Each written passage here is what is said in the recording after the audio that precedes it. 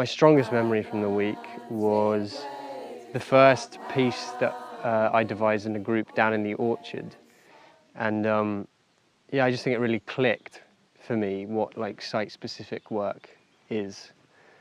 And like that, you know, you really have to use the place and it has to be something that will only work in that place. Surround me on a beach at the end of the line.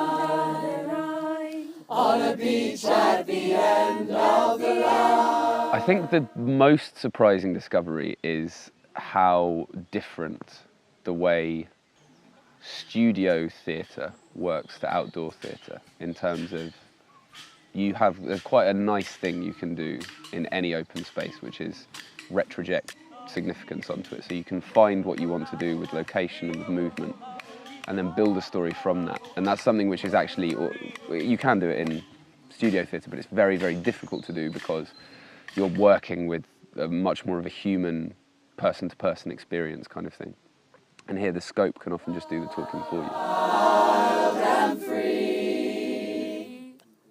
Wild and free. I think the surprising discovery from this week is how easy it is to devise something in an outdoor space. Whereas like, if you're just confided into a room, it's really difficult to come up with ideas. So it was really surprising how natural the ideas came. America, first land from America, America.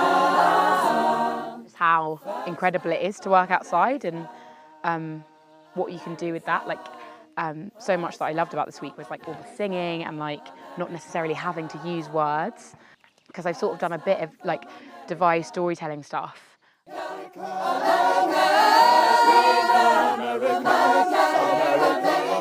Often you're playing with very particular kinds of scale in the theatre, and to think of this work in terms of storyboard and telling story through pictures in the landscape in the way that you might in a film is a really interesting way of looking at it, and I hadn't realised that that's how to make this work. It's been so exciting to spend a week in the woods and in the landscape, and to see actors in the landscape where the human body looks so different and where you express yourself in such a different way, and it can be so epic and really moving. And I'd love to keep working in this way. It's really intoxicating. I've never experienced anything like this before, and so it's kind of opened my eyes to a whole new sort of realm of theatre making. I think I'll take away lots of like sort of ensemble skills, and obviously I've never worked outdoors in this sort of environment, so I think just skills with sort of working outdoors and how to use place. A surprising discovery is both how intelligent an audience can be if you're doing this kind of work, but also how much you need to give them. I think just understanding the dynamic between, like how the dynamic changes outside has been, like there's been so many discoveries through that.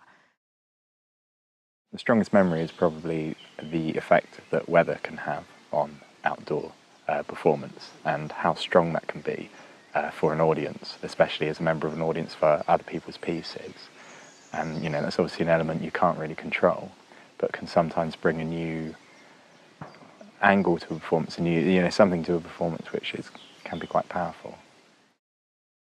The thing I'll take away with me actually is to do with creations of worlds. And I think that is something that's important for actors to keep in mind. And here you're given an amazing kind of chance to live in a world, and you can basically, you don't ignore the audience as such, but you can treat them as you want to. I think that's an important thing when acting on stage as well, the way that you interact with an audience and how you give them a sense of the world that you inhabit. Wow.